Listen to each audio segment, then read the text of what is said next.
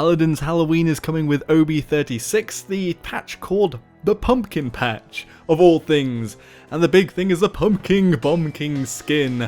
And what is this skin, you may very well ask? Well, on the developer's stream we got some footage which I'll be showing here, but to go over it, the cape has a big pumpkin on the back of it, has cobwebs and spiderwebs on the cape, and the stomach itself, the way he looks, it's almost like a giant fiery pumpkin in his belly, and it looks very cool. It's got a good glow as well.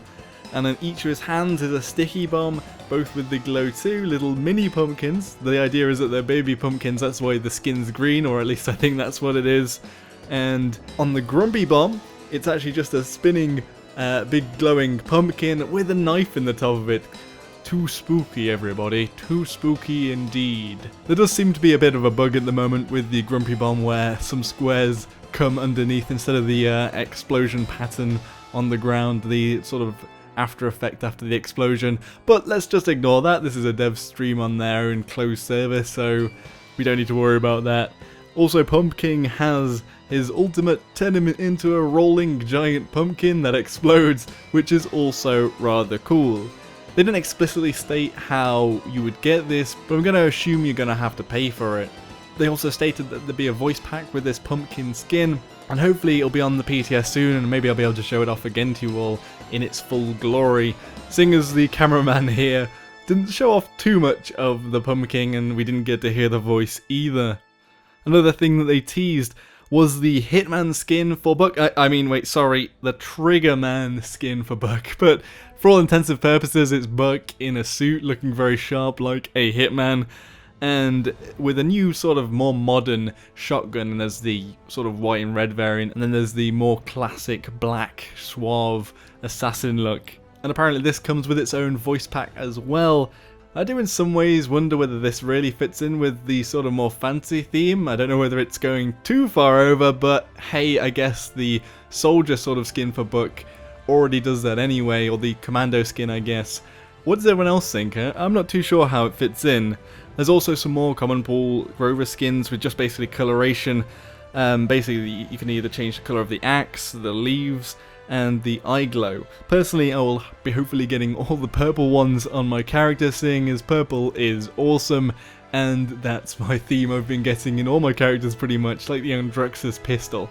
Well, actually, looking at the Androxus pistol, I didn't realise it was loads of teeth instead on the end of a gun. It's actually really cool now I've been playing with him. The other thing that they mentioned but didn't show was the shooting range, basically losing the sort of boxy textures it has at the moment and gaining a full-fledged map texture that's in like a damp cave underground, a bit like Serpent Temple or something like that. But that'll be interesting to try out, and I don't actually mind the sort of standing textures in the map. I don't know if anyone played Counter-Strike Source. There used to be the texture maps for people that had a bad computer, but they're actually quite fun to play on, and even with my good computer I used to play on them because they look pretty cool, even with the stand-in textures. So I don't know how I feel about that. I quite like the sort of VR-y feel of the shooting range, but maybe the new one's going to be epic. Something else they talked about was their sort of monetization method, and that's with a new booster. I think the concept is that you basically boost something in your gameplay, and it seems like XP or something like that. What they suggested was grinding out ranked mode quicker, which I guess is a way of monetizing it, and that if people don't have the time to grind out rank, they might want to pay for a boost to get there quicker. But I don't know how I feel about this, but it's just one of those things in a free-to-play game. They have to make money, and that's the bottom line, I guess. The first one, the 200 crystal one, would be a 7-day boost, and then on the flip side, there'd be a 30-day boost for 600 crystals, so you can do the math on that one. That was pretty much everything they teased directly for OB36, the Open Beta 36 patch. Honestly, I'm not 100% going, woo, this is great, because the Halloween event is just one skin. It'd be nice to have even just a beefed up map with some Halloween pumpkins or something. Or maybe they will do something like that, but they're just not announcing it yet. But it's not exactly the biggest announcement in the world. But the Bombking skin does look awesome, even if it might just be behind a paywall. We'll just have to see. DryBear, Paladins lead designer, did have an interview with PrettyHair, over the more technical side of what they're doing behind the scenes, although nothing was put in the stone for OB36. This is just generally what they said that they were working on. DryBear sort of hinted at nerfs in Ying, maybe looking at their healing, whether their illusions are lasting too long, whether they can get them up too quickly, or if they're too survivable, as she is overperforming a little bit at the moment. I do wonder whether she is literally the best option as a healer as well, although in some ways, once you get your HiRez as a big team, you do counter quite a lot, and if you have heroes that do area damage, you can deny those illusions quite easily without much effort really. I think we just have to see on this one. Maybe it does need tweaking slightly, and maybe illusion times or health might be the way to go, or maybe even illusion cooldown or something like that. They're also talking about how they wanted to make Sky a little more easier to spot, and making sure that the sound always plays when she decloaks, and also footsteps are more noticeable so that people can have a better awareness to her. As honestly, in the ranked matches and competitive matches, she isn't really picked very often because she's not that great. If your team can shut her down and notice her, then it's really easy to deal with. They also talked about the economy in the game and wanting to reward doing the thing that your character is specialized for a lot. So basically, if you're a support, staying on the point will give you more credits than say a flanker would, or if you're a healer you get more points for healing, etc, etc, but basically specializing the credit gains on what you're actually doing for that class. They were also talking about item tweaks, and they made some points about aggression, because at the moment it's almost like a trap for newer players to always get it, when honestly it doesn't really do all that much compared to other things like HiRez or shield damage if they have shield or lots of healers on the enemy team.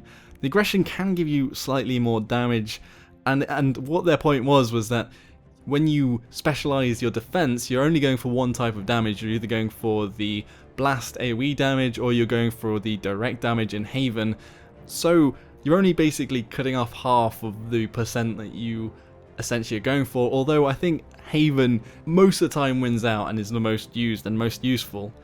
But what they were saying is that they were trying to be really careful not to buff damage just on its base too much to be overpowered, but they think that they didn't actually talk about buffing it or anything, but the math just doesn't seem to look in the favour of aggression at all. They also hinted at hitbox adjustments, basically that they want the hitboxes to lose the empty space, so not to be so big around the areas where the enemy hero ends, because at the moment, like Ying, the hitbox goes far past the body, and they're saying they want to get rid of the empty space and make them more the size of the bodies of the characters, so it might make it a more tight shooting experience, and maybe reward characters like Kinessa and other hitscan characters a bit better for good aim. To be honest, I'll welcome some tightening up of the hitboxes, as I think it is a bit too generous at the moment.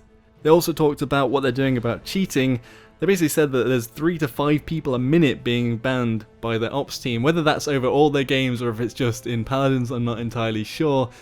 But they're saying that they're also looking at trying to get other layers of cheat detection in there too, but I think just with any developers in any game, it's always a constant and endless struggle fighting against cheaters, but at least they're doing something, and if they're banning 3 to 5 a day, then that sounds good, I guess.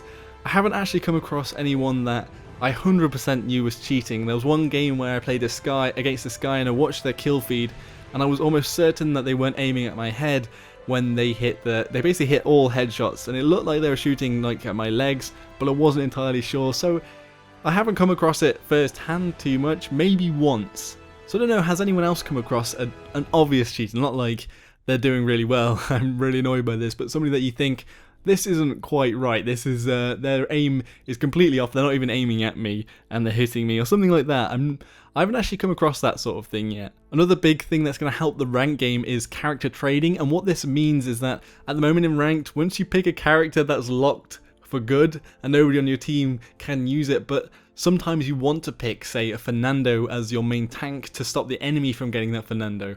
But you might want to take the bullet as the first person that comes up to pick, because basically it's random who comes up first to pick, and you might say, I'm going to pick up Fernando if somebody else can pick up, say, Androxus for me, or another hero, and then you'll be able to just trade it over with them so that they can play it, which is going to be really important, I think, and it won't punish people for wanting to play a certain role or picking a character first to block off the enemies, or just to lose characters that you don't want to pick straight away. They're also talking about Cassie getting a crossbow rather than her longbow, which it does make sense at the moment because the longbow almost fires off like a semi-automatic rifle rather than an arrow from a actual bow. There's no real drop, and there is travel time, but it doesn't really act like a bow and arrow at the moment. And I guess it does act more like a crossbow, maybe a fast-firing one, like sort of a Van Helsing crossbow. And I guess now it makes sense why there's that sort of Witch Hunter Van Helsing style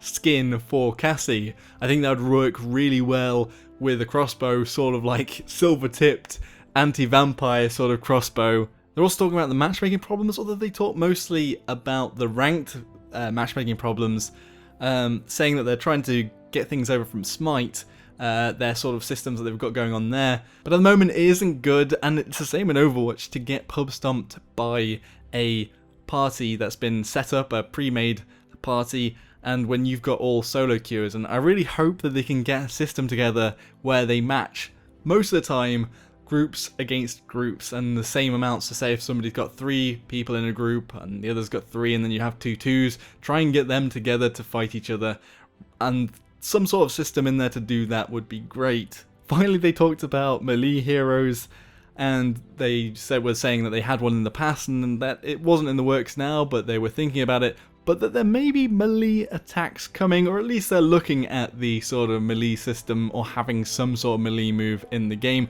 which would be nice because it does feel a bit weird not being able to hit somebody when they're in front of you. Even if it's not too damaging and it's just for the satisfaction, it'd be nice to be able to hit an enemy character. Anyway, those were the updates for the upcoming OB36 and into the future. What do you think of the Pumpking? Is it going to be an awesome holiday skin, or is it a bit of a disappointment? Be sure to let me know in the comments section below. If you thought the video was good, give it a like. If you thought it was rubbish, give it a dislike. Anyway, subscribe for more Paladins. Thank you all very much for watching. Until next time, everybody, Joshino.